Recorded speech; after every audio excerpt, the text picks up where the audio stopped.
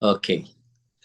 Bom, vamos lá então. Vamos começar a conversar sobre o narcisismo, que se tornou o coração da psicanálise. Se achava inicialmente que a descoberta, né, edípica seria, né, o núcleo, né, de onde derivaria a grande reflexão freudiana, até mesmo uma metapsicologia que Freud acabou desenvolvendo no final da vida.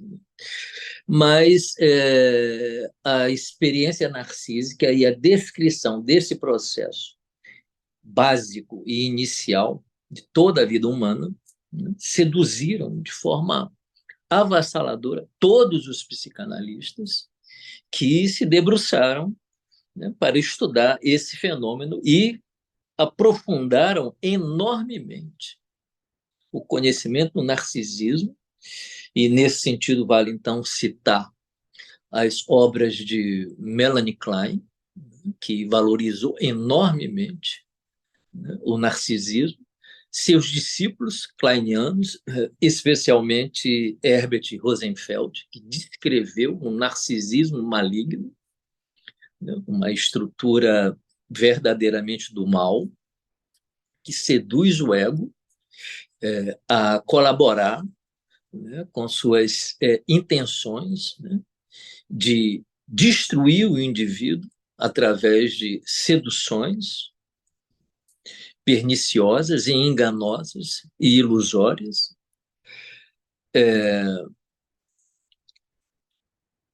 E que John Steiner, posteriormente, né, aprofundou e elaborou ainda mais esse narcisismo maligno, né, e descreveu uma topografia mental para onde a pulsão de morte, que está por detrás do narcisismo, tenta cooptar as partes boas do self, né, para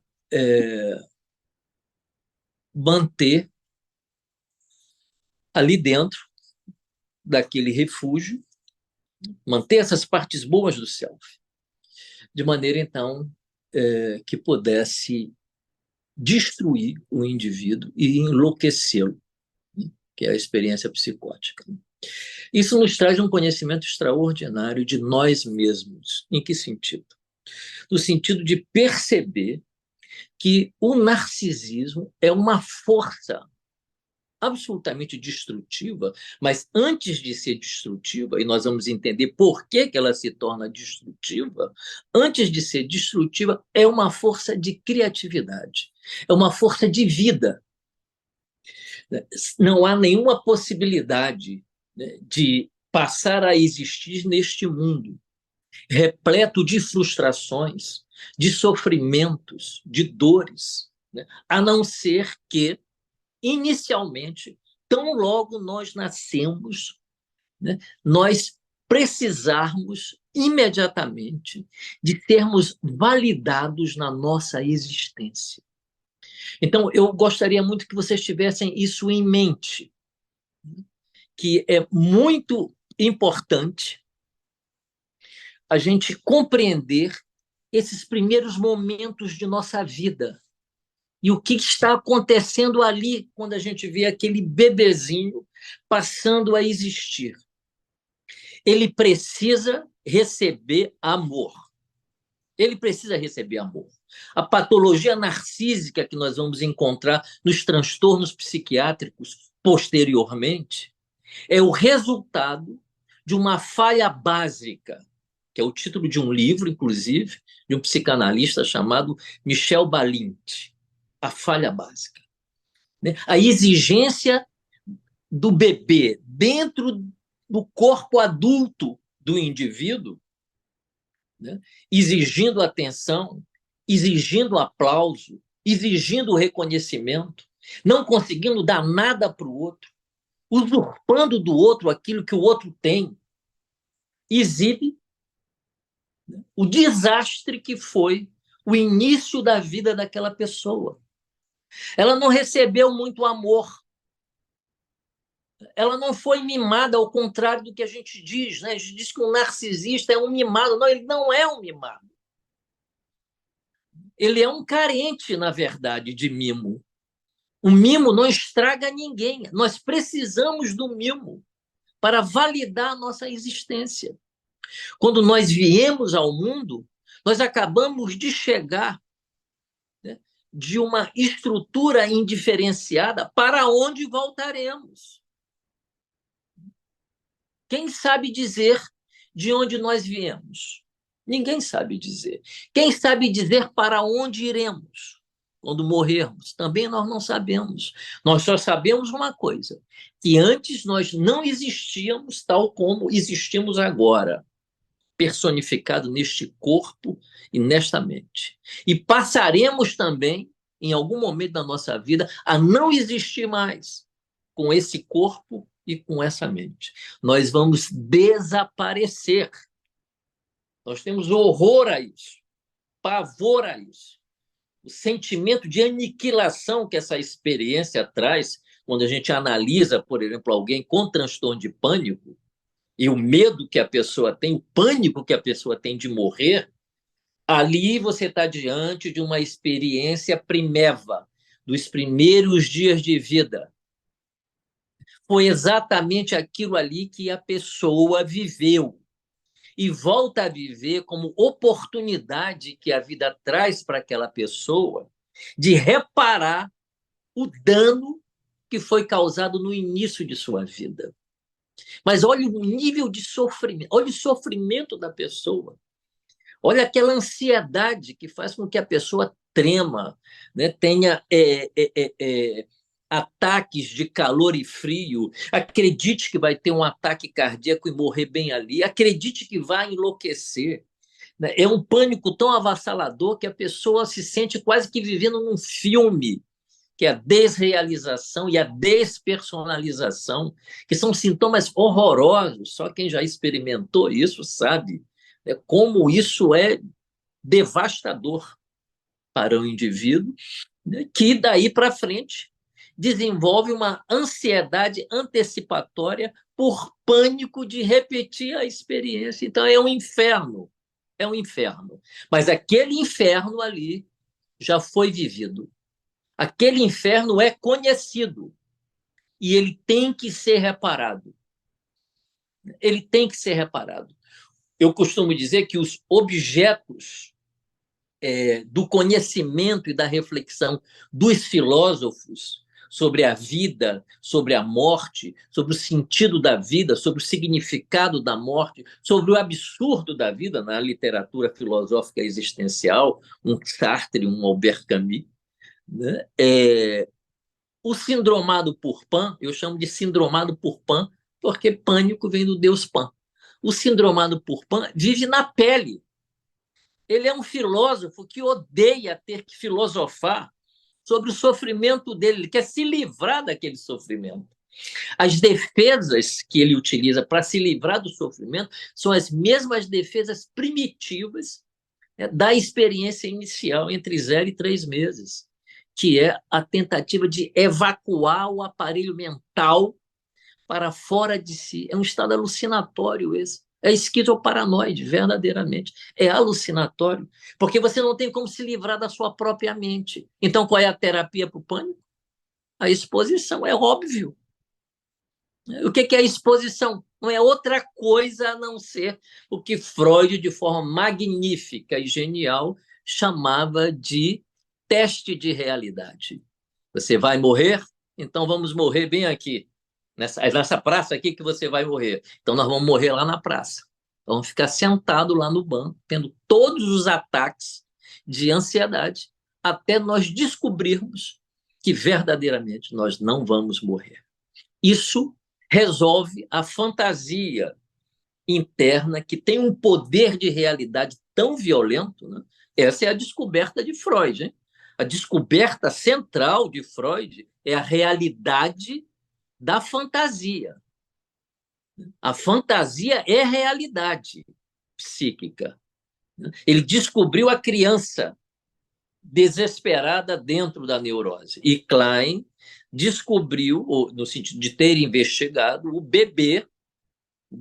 A psicologia de Klein é do bebê, não é da criança, né? Dentro do adulto. Esses transtornos psiquiátricos, por exemplo, o narcisismo, é um transtorno pediátrico, é um transtorno lá do bebê neonatal, ali que acabou de nascer.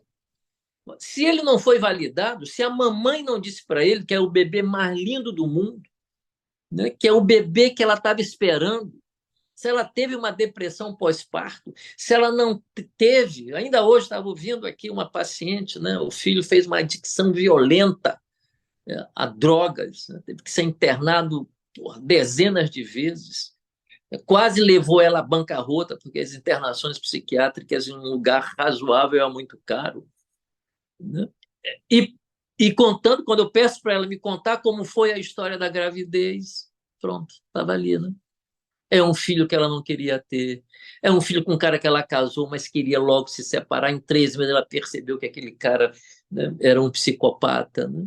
Mas engravidou deste psicopata, mesmo assim, né? Então, o resultado, né, era exatamente o resultado esperado, porque não se tratou de um bebê resiliente. É muito difícil encontrar uma pessoa resiliente. Verdadeiramente é muito difícil, né? Então, se este bebê ele não foi validado no narcisismo dele, o que quer dizer ele não foi validado no narcisismo dele, meu Deus? Ele não foi validado na vida, na existência dele. Então, a autoestima dele vai a zero. A zero. A destruição total da autoestima. E o indivíduo, agora mesmo, antes de começar aqui, estava atendendo uma pessoa aqui no Rio de Janeiro, pessoa milionária, mas se sente um lixo. Tem medo até de comprar um carro que ele poderia comprar 100 daqueles, porque o IPVA custa 15 mil, né, não sei o quê, e ele tem pânico de empobrecer, mesmo que matematicamente, né, fosse impossível empobrecer, gastando uma quantia diária para lá de significativa. Mesmo assim, a fantasia o destrói, porque também não foi validado no início da vida. E o progresso profissional dessa pessoa que conseguiu construir uma opção de coisa, ter sucesso na vida, né? Esse não é um aspecto do narcisismo, né? Capenga, né? Que ele tem vivido ao longo dos anos? É. Tudo que ele conseguiu construir de bom foi uma tentativa de se libertar de uma autoimagem altamente destrutiva, resultante, né, de uma mãe psicótica, né, que simplesmente largou ele. Ele está largado até hoje. Ele continua largado até hoje. Esses objetos externos são objetos autísticos importantes, porque ele pode viver ali dentro daqueles objetos e encontrar algum valor. Então as pessoas reconhecem ele, porque é um cara ali que conhece, o cara que sabe, que o cara tem dinheiro, que mora bacana, né, no endereço legal e tal, tal. Isso dá alguma consistência, né? Mas mesmo assim não consegue resolver o que não é de ordem material, mas que a ordem material pode mitigar o sofrimento. Mitigar o sofrimento. Não pode resolver o sofrimento, mas pode mitigar o sofrimento. Então, qual é a moral da história? O que eu quero dizer com tudo isso? Eu quero dizer que o nosso narcisismo é a razão da nossa existência. Sem narcisismo, sem vida. Não há vida. E se esse narcisismo não for validado no início da vida, a autoestima fica completamente destruída. Isso pode ser, como eu acabei de mostrar, um fator propulsor para o desenvolvimento. Mas, em algum momento, a pessoa vai encontrar aquela parte da personalidade dela, quem é que chama aqui em Jung Alquimia, a parte da personalidade dela que ficou relegada porque tinha um potencial, né? Porque tinha o potencial de paralisá-la na vida, de paralisá-la na vida. Mas, de alguma maneira, a pessoa conseguiu reverter aquilo e conseguiu, né, progredir. Então, tenhamos isso em mente, né? Sem a validação do nosso narcisismo primário, não tem nenhuma possibilidade da gente vencer a pulsão de morte, com a qual também, né, nós nascemos. Pulsão de vida, pulsão de morte. É disso que resulta a vida, bem-sucedida ou mal-sucedida. Se a pulsão de morte prosperar, a pessoa vai se boicotar, né, ao longo da vida, e pode verdadeiramente se autodestruir, como, por exemplo, neste caso desse garoto, né, que conheceu várias internações psiquiátricas por adicção. Adicção não é outra coisa a não ser a sedação da dor, né? Assim como a automutilação na organização borderline, ou a tentativa de suicídio, no caso ainda mais agudo, como a gente sabe, né? Por outro lado, Freud vai descrever um narcisismo secundário. Ele vai dizer, não, o narcisismo primário ele é importante. O bebê verdadeiramente é um deus, né, cria alucinações, né, delírios de que ele é a referência do mundo, né, e aí começa a ter uma pauta com a espiritualidade já, né? Ele acha que o mundo existe porque ele criou o mundo, né? Essa que é a onipotência, né? O narcisista adulto não acha que todo mundo acha que, que todo mundo tem a mesma opinião dele que ele tem. E não é por isso que ele pode ser muito explosivo, porque alguém pode dizer assim, não, eu achei horroroso isso aí que você acabou de fazer. Só que o indivíduo estava achando que era uma obra de arte. E estava convicto de que todas as pessoas, né, iriam admirar e ovacioná-lo de pé, né, pela obra de arte que o indivíduo acabou de produzir. E alguém disse que não, e aí o chefe disse que não gostou. E aí ele pode ter verdadeiramente um ataque, né? Porque ele descobre o que ele mais odeia. O que o narcisista, uma organização narcisista ou um transtorno da personalidade narcisista mais odeia? Ele mais odeia a humanidade. A humanidade. Ele não suporta a ideia de ser humano. Ele se manteve apegado, né, ao delírio de ser um Deus.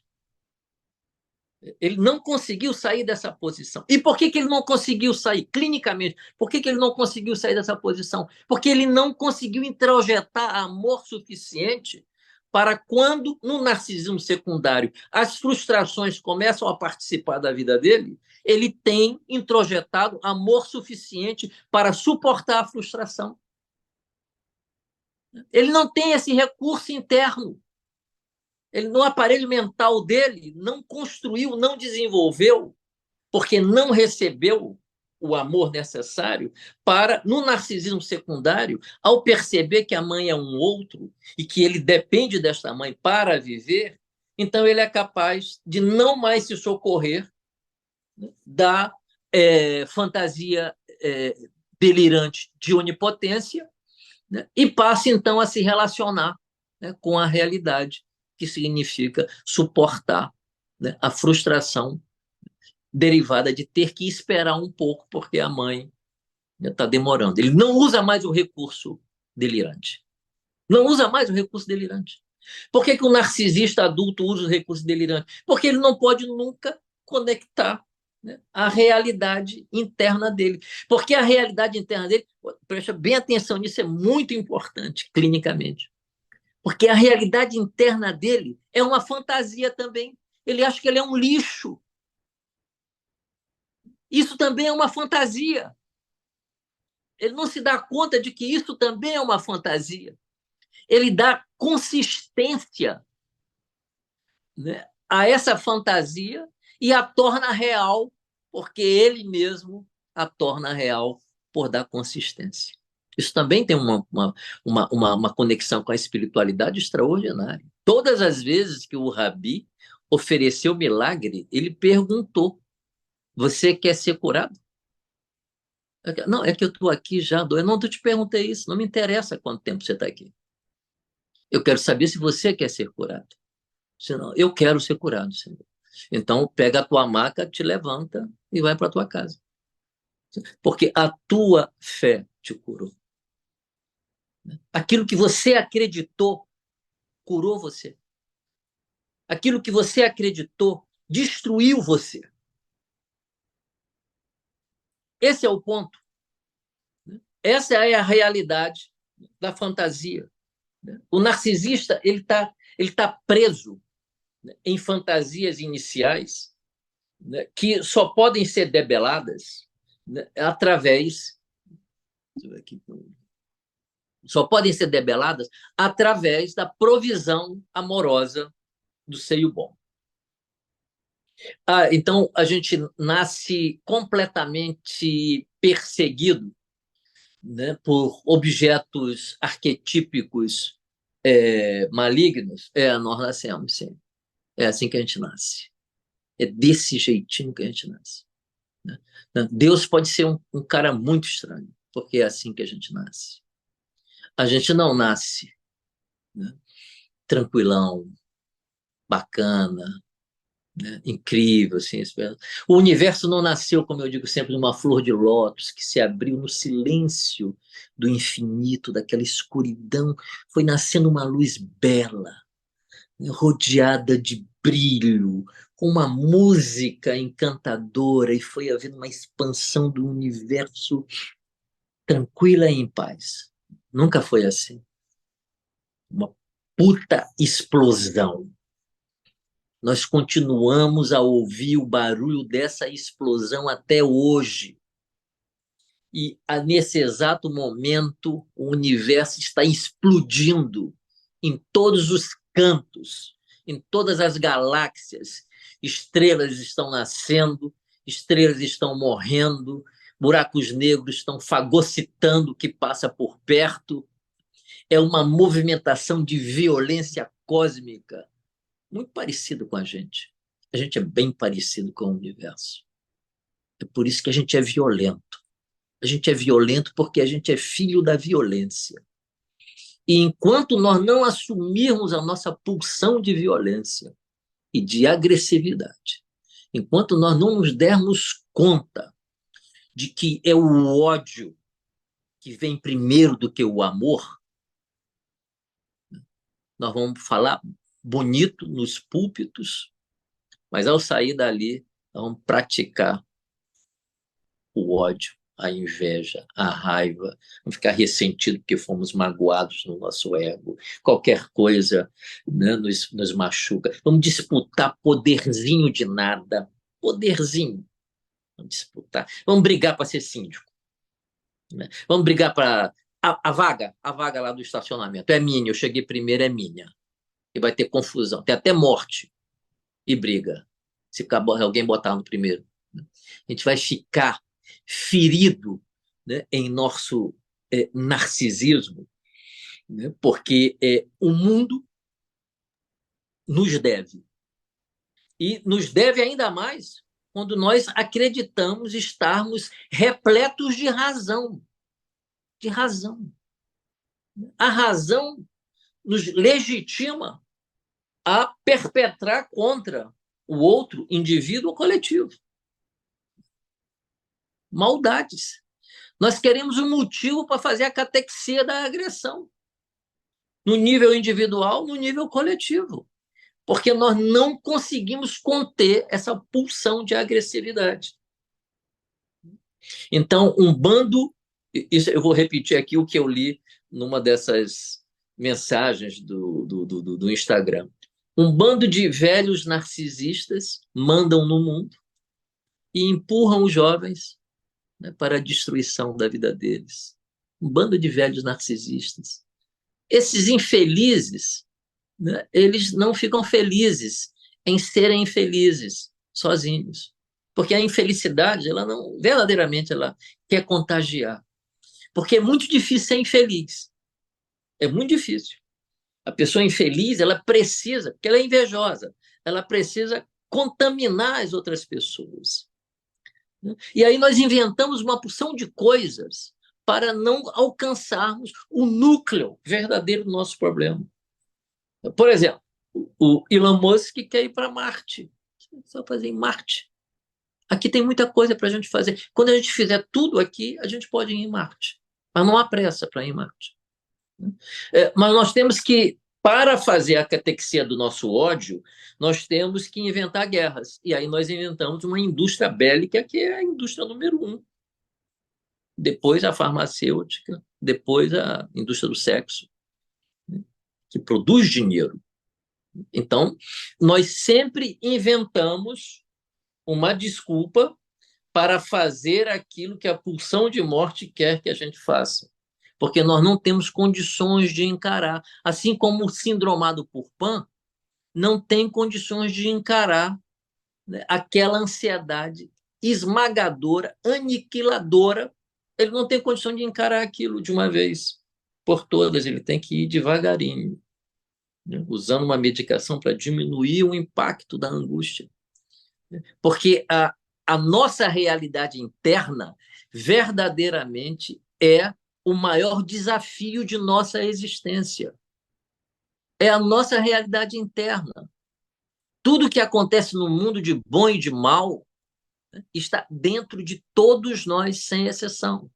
Nós somos um pouco esses velhos narcisistas também, né? Porque podemos criar conflitos no seio da família, perto dos amigos, com os nossos vizinhos.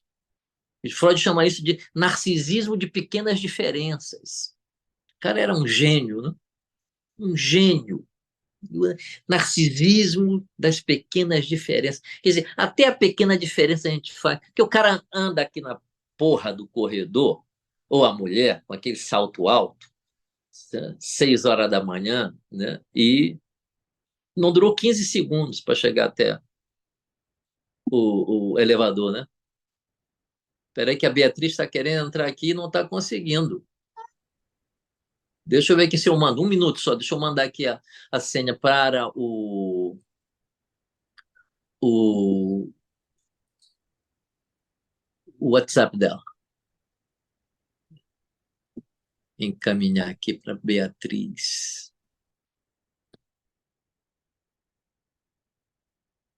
A Beatriz está querendo entrar.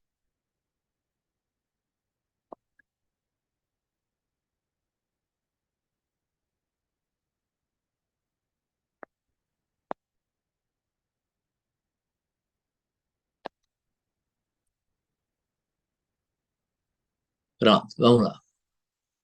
Então, Freud chama de narcisismo de pequenas diferenças esse. Então, eu estava dizendo, né, que a pessoa entra no corredor, faz um barulho, a gente já está zangado. Já ficamos zangados. É impressionante como a gente fica zangado. Qualquer coisa que nos contrarie. Se o narcisismo for muito grande, a pessoa levanta, para na porta, abre. Dá para você andar um pouquinho mais devagar? Porque realmente são 5h30 da manhã, você está fazendo esse barulho enorme aqui. É enorme o barulho. Que abalou, né, a minha paz, né, e a minha tolerância é zero. Então, aí eu acho que a gente já pode começar a fazer essas interseções com a espiritualidade.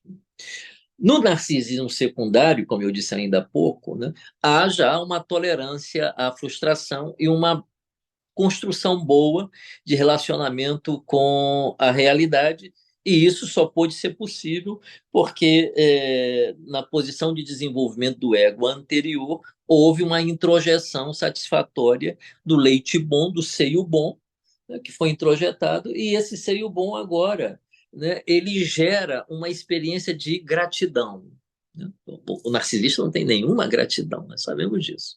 Vamos ver aqui, né, os critérios diagnósticos do DSM-5 para transtorno da personalidade narcisista. A gente vai ver que falta de empatia é o ponto. Um traço psicopático naquela personalidade. Mas como é que alguém pode ter empatia? O que é empatia? Empatos é ter uma ligação com aquela pessoa, de ordem afetiva, é se preocupar com outra, é ter cuidado com outra. No nível espiritual mais profundo, é renunciar à própria vontade para servir o outro. A gente vai chegar lá, para servir o outro. Por isso que eu digo que o, o, o, o, o homem espiritual, ele é um narcisista que fracassou. Mas ele era um narcisista.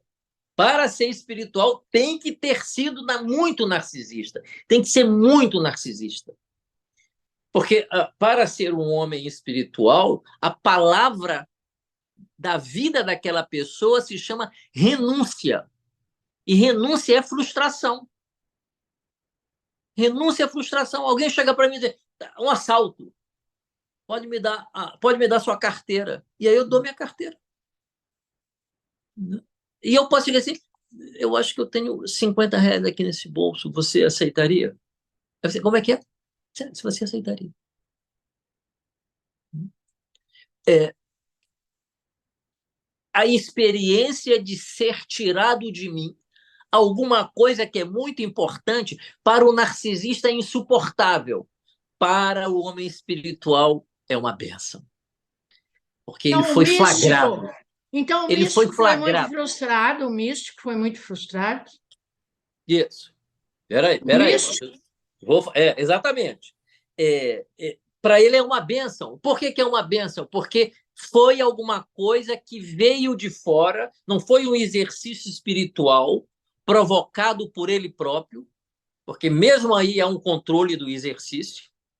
Então veio do acaso e tirou alguma coisa que poderia ser importante. Vamos pensar que não fosse dinheiro. Então vamos pensar que para aquele homem espiritual, o importante era aquele bloco de anotações que ele faz dos pensamentos, que no fundo ele acha assim maravilhosos, que são pensamentos vindos na noite e que ele escreve ali, né? Envaidecido com aquela sabedoria, né? E aí ele está guardando aquilo porque ele lê, ele gosta, né? Ele publica lá, a gente publica lá no Instagram, né? Que é um hábito que todos nós temos, né?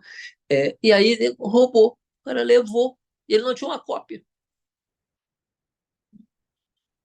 E aquilo produz dentro da pessoa um sentimento de perda gigantesco dentro dela. E é aí que ela percebe, mais uma vez, o apego. O apego a alguma coisa que não vale absolutamente nada em termos de valores do mundo. Não custa 10 milhões de reais, não custa 100 mil reais, custa nada. É o meu apego a alguma coisa que conta na elaboração do narcisismo bom. Não tem nada demais a gente ter apego às nossas coisas, né? Mas o homem espiritual, ele quer atravessar mesmo esse apego. É por isso que ele faz voto de pobreza lá na Igreja Católica. Lá. Ele tem que fazer voto de pobreza. O que é voto de pobreza? É ser pobre e não ter dinheiro? Não, não, tem muito pobre narcisista. Tem muito pobre orgulhoso, muito pobre soberbo. Né? Nós não estamos falando de um mundo externo, nós estamos falando de um mundo interno. Tem uma historieta que é uma fantasia que fala de um encontro entre Buda e São Francisco.